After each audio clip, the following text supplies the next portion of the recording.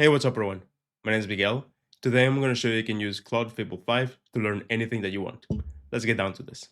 Now, Fable 5 was released between 48 to 24 hours ago.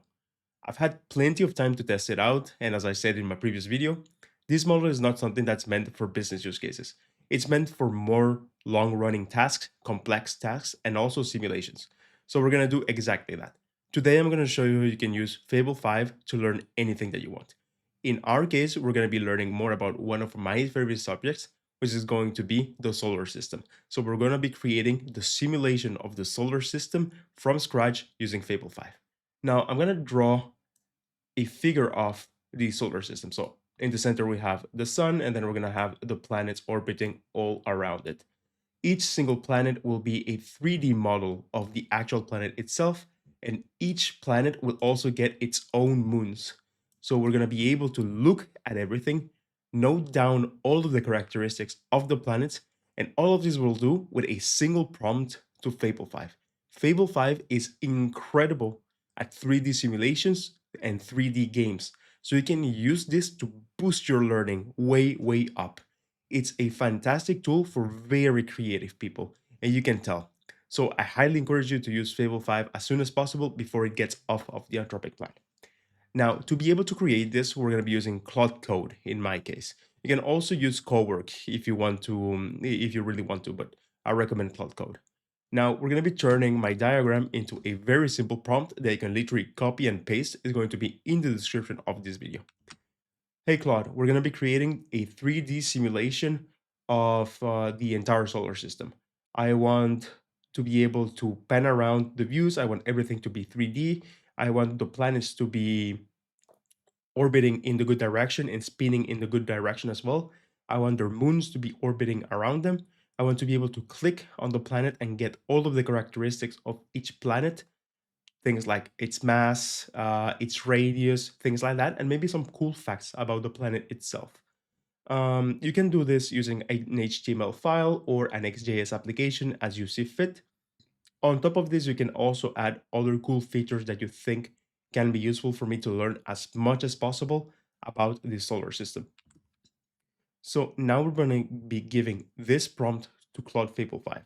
Make sure to select the good model. So as you can see right here, you actually have to select Claude Fable 5 right up in here. And for the efforts, I'm actually running this using the max effort setting. You can use high, it's completely fine. You don't have to crank the effort all the way up to get the best performance. Now let's send this out. Um, Fable 5 is actually a model that's quite slow because it does tend to reason quite a bit more compared to Opus 4.8. So this type of prompt is something that's going to take probably between 10 to 20 minutes to complete. So what I'm going to do is I'm going to cut the video right here, and then I'm going to come back to you. And we're back now. So it actually took 30 minutes for Fable 5 to be able to create this application that we just did. The thing that took the most time was it actually going through the user interface, making sure that everything was clickable and that it was actually perfect. And now, after 30 minutes of work, this is what we have. We have a 100% functional solar system simulation where we can zoom in, we can click on either the star or also the planets to learn more about them. We have the field nodes, we have the type of celestial body that it is. We have the mass, the radius, surface temperature, the age. We can go ahead and we can switch from planet to planet.